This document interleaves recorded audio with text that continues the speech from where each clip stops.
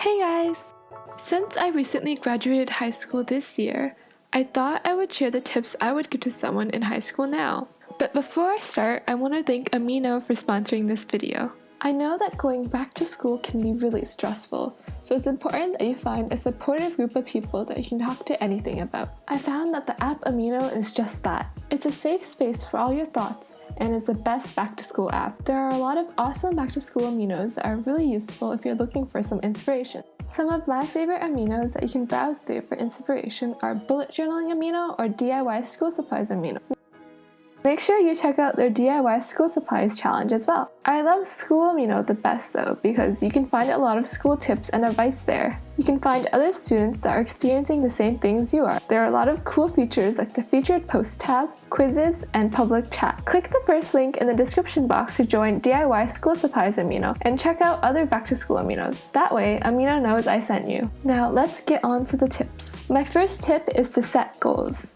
Figuring out what you plan on accomplishing will motivate you because it will give you something to work towards. Some questions you can ask yourself to help you make your goals are: what mark am I hoping to achieve on that specific test or by the end of the course? Or what skills do I want to improve on throughout the year? I'd recommend writing out your goals and then figuring out what you have to do to achieve those goals. It may involve getting a tutor or asking your teacher for extra help after school. My second tip is to stay organized. Find a system that works for you.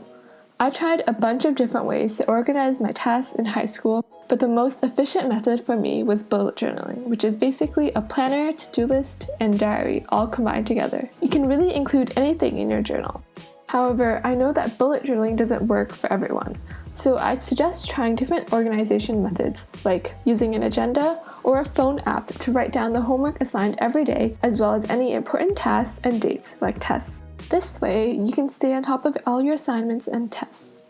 Tip number 3 is to set up a regular after-school routine to start your homework and assignments early. There's nothing worse than having to stay up late at night and rushing to finish all your homework because you started it at 8 p.m. Having an after-school routine will structure your day, make you more efficient, and will help you develop good habits. I'd recommend going to a specific location, such as a library, right after school to study or do homework because you won't feel the desire to watch a TV show or go on your phone. Fourth tip is to do your homework. I know it can sound like a broken record, but I cannot stress how important homework is. You should be finishing a majority of your homework the same day it is assigned, while the information is still fresh on your mind, because it will give you a better understanding of the content you learned in class. This way, if you have any questions, you can ask your teacher the next day. I like to write the questions that I come across while doing my homework on a post-it note or in my bullet journal so I don't forget them the next day. Content you learn in class is also cumulative, so having a good understanding of previous information learned will help you understand the next lesson. Tip number 5 is to have a friend in each class that you can contact outside of school. If you are ever absent or sick, you can ask them to grab you an extra worksheet or send you their notes so that you can catch up. You can also study together and ask each other questions that you both may have outside of school when a teacher is not readily available. I found that this was a really good technique because some of the questions my study buddy asked me were questions I didn't know the answer to as well. Tip number 6 is to try and get access to old tests from the same course. One thing that helped me and my classmates out a lot in high school was having old tests to study off of. This way, you get a general idea of the types of questions that can appear on a test. If you are able to get access to an old test, I'd recommend covering the answers with a blank piece of paper and writing your answers on the sheet. Then checking your answer and making corrections with a different colored pen. I'm not sure if all schools allow this, but my high school let students pass down their tests and assignments. I definitely recommend you do this if you're allowed.